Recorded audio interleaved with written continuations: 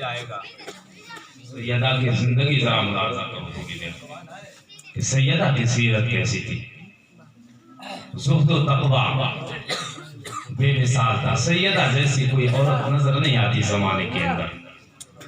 نبی کی بیٹی ہے، نبی کی شہزادی، معراج کے دورہ کی بیٹی ہے، لیکن بدن پہ لباس فاخرہ نہیں ہوتا ہے۔ بدن پہ لباس تو ایسا ہوتا ہے جو قیمتی نہیں ہوتا ہے، لیکن بدن کو چھپایا کرتی تھی۔ آج ہم 3000 کا سوٹ تو پہننا سیکھ گئے ہیں، لیکن بدن کو چھپانا ہم نے نہیں سیکھا ہے۔ 5000 کا لباس خرید لیتے ہیں، اتنا لباس میسر نہیں ہوتا کہ پورا بدن میرا چھپ جائے۔ سیدہ اتنے مہنگے لباس کو نہیں پہنتی تھی، لیکن ان کا چہرہ کسی نے نہیں دیکھا، جن کا چہرہ کسی نے نہیں دیکھا۔ سیدہ کا اتنا پردہ تھا، اور لباس، تقوی، زہد، عبادت، راتوں رات سجدے کیا کرتی تھی سیدہ۔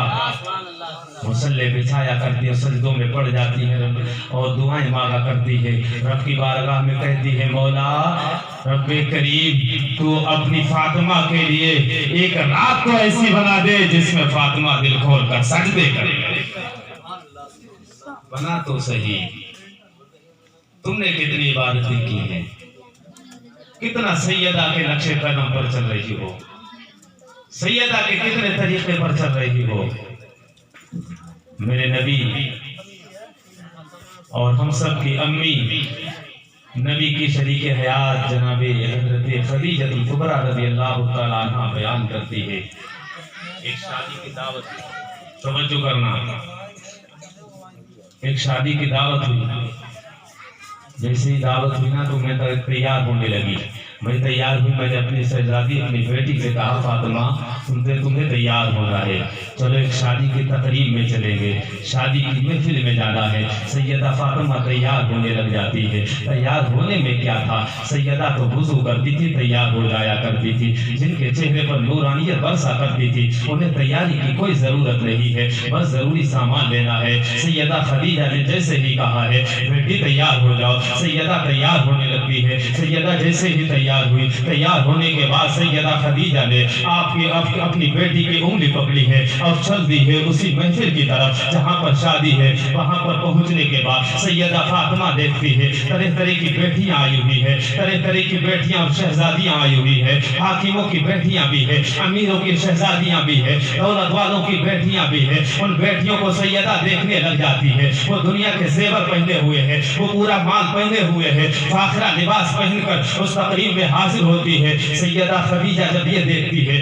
بیٹی کی طرف نظر اٹھ جاتی ہے، احساس کر لیا کہ میری بیٹی کو احساس کو نہیں ہو رہا ہے کہ میری بیٹی کے پاس سونے کے کنگن نہیں ہے، سونے کے زیورات نہیں ہے۔ ماں کو احساس ہو گیا ہے۔ جیسے ہی احساس ہوا، سیدہ خدیجہ بول پڑتی ہے، اے بیٹی تمہیں خراب لگ رہا ہے کہ تمہارے پاس زیور نہیں ہے، چھوٹی سی عمر ہے، 4 سال کی عمر ہے سیدہ فاطمہ کی، چھوٹی سی بیٹی۔ سیدہ فاطمہ نے کہا، امی جان مجھے احساس نہیں ہو رہا ہے، یہ دنیا کی بیٹیاں ہیں، ان کے زیور سونے ہوا کرتے ہیں، لیکن میں نبی کی بیٹی ہوں، میں جانتی ہوں مصطفیٰ نے فرمایا سب سے بہترین لباس تقوی کا لباس ہوتا ہے، اور سب سے بہترین زیور حیا اور شرم کا زیور ہوتا ہے۔ میں جانتی ہوں الحمدللہ آپ کی بیٹی کے پاس شرم و حیا بھی ہے اور تقوی کی دولت بھی ہے۔ آپ کی بیٹی کے پاس دونوں چیزیں، تقوی بھی ہے اور شرم و حیا بھی ہے۔ دونوں چیزیں کس کے؟ دونوں چیزیں ہیں۔ یہ ہے فاطمہ کا، یہ ہے سیدہ فاطمہ کا حال، یہ ہے ان کی زندگی، یہ ہے ان کی عادت کریمہ۔ اپنے طریقوں کو میری ماں بہنوں بدل ڈالو، سیدہ کی سچی پکی کنیز بن جاؤ۔ ایک مرتبہ بخار آتا نا سیدہ فاطمہ الزہرا کو، علی گھر میں آ گئے۔ علی نے پوچھا سیدہ کیا بات ہے؟ سیدہ بولتی ہے مجھے بخار آ گیا ہے۔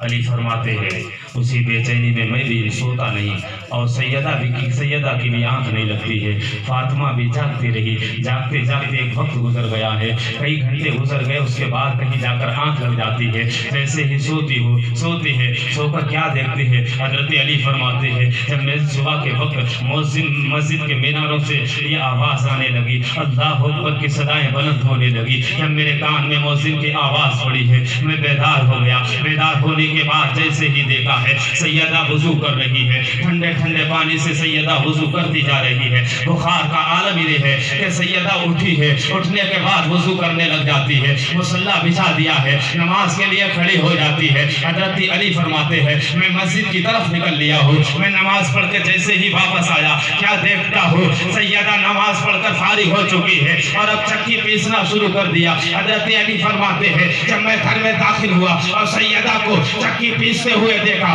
मैंने कहा सैयदा तुम्हें अपने हाल पर रहम नहीं आता है, तुम्हें बुखार है, इस हाल में तुम्हें चक्की नहीं पीसना चाहिए। सैयदा फरमाती है मैं अल्लाह की भी इबादत करना चाहता हूँ, मैं तुम्हारी भी इताअत करना चाहता हूँ, मुझ पर कुछ जिम्मेदारियां हैं। जब तक मेरे जिस्म के अंदर जान है सैयदा अपनी जिम्मेदारियों से पीछे नहीं हटेगी, अल्लाह के फराइज भी अदा करेगी, शौहर के फराइज भी अदा करेगी, जो तुम्हारे काम है वो भी करती रहूंगी, जो अल्लाह का काम है वो भी करती रहूंगी।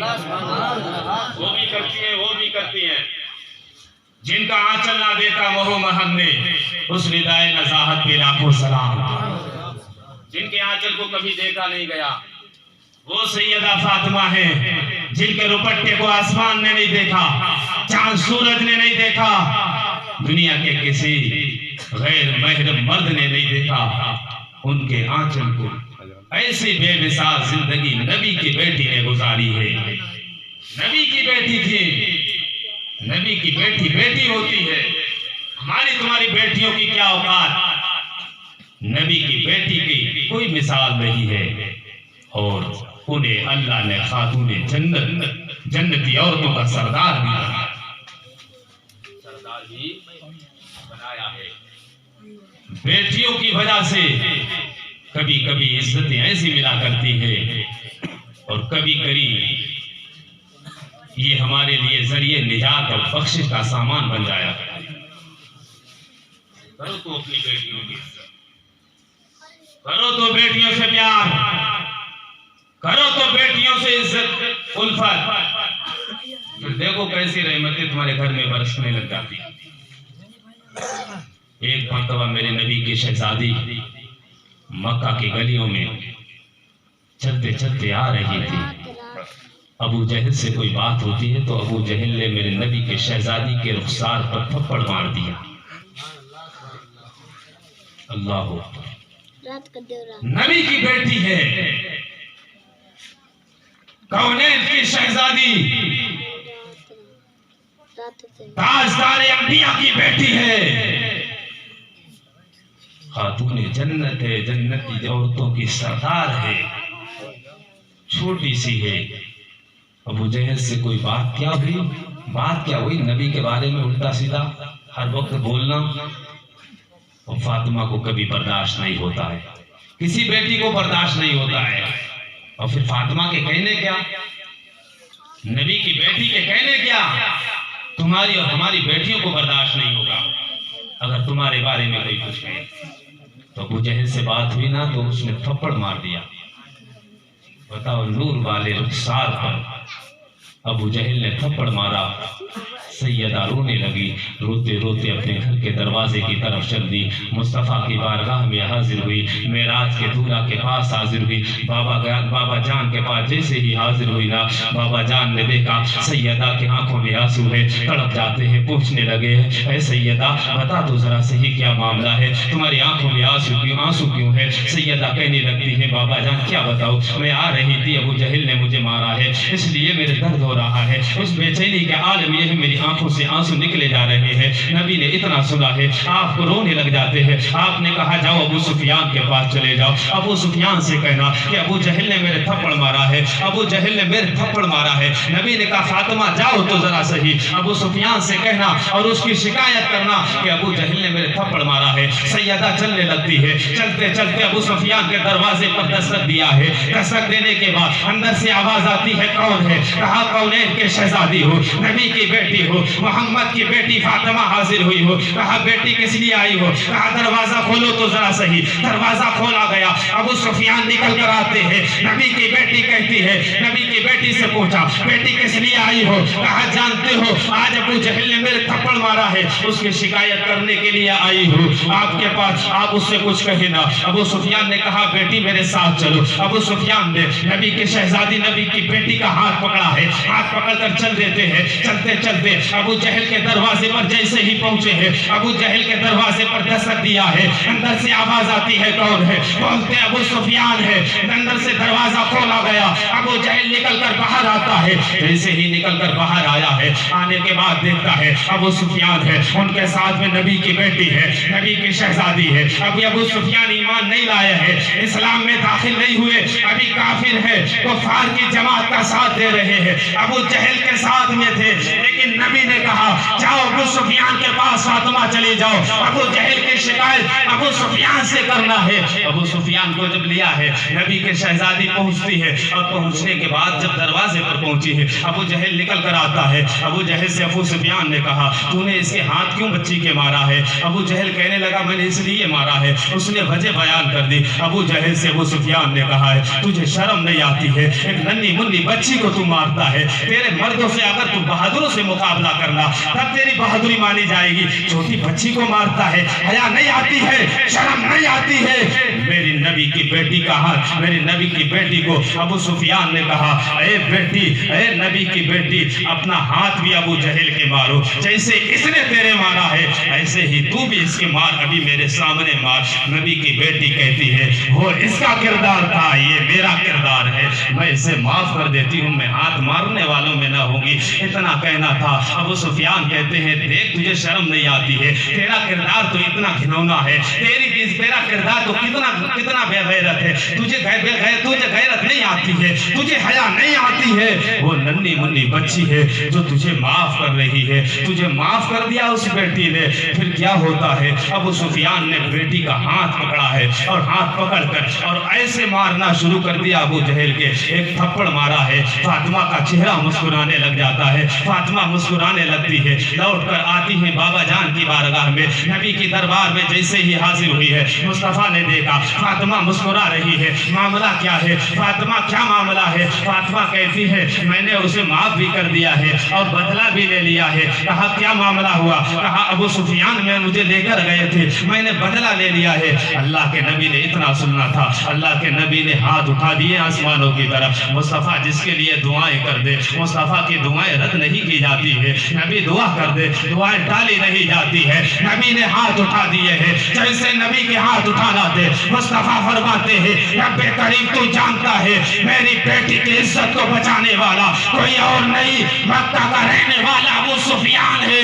या अल्लाह तू इसे जहन्नम से आजाद कर दे और इस्लाम की दौलत अता फरमा दे। इतना कहना था। मुस्तफा की दुआएं निकलती है, इजाबत का सेहरा, इनायत का जोड़ा, दुआ बन के निकली, दुल्हन बन के निकली दुआए मोहम्मद। इतना कहना था। मुस्तफा ने दुआ जब फरमाई है और नबी जिसके लिए दुआ फरमा दे, मुर्रिखीन बयान करते हैं इसी दुआ का नतीजा है। अबू जहल ईमान ना ला सका, शैबा ईमान ना ला सका, अबू लहब ईमान ना ला सका, उतबा ईमान ना ला सका, शैबा ईमान ना लाया। अगर कोई ईमान लाया तो अबू सुफियान ईमान लेकर आ गया। मुस्तफा की दुआ का समरा है, नबी की दुआओं का नतीजा है। जिसके लिए मुस्तफा ने हाथ उठा दिए, जिसके लिए नबी मुख्तार ने हाथ उठा दिए, क्या है उसका बेड़ा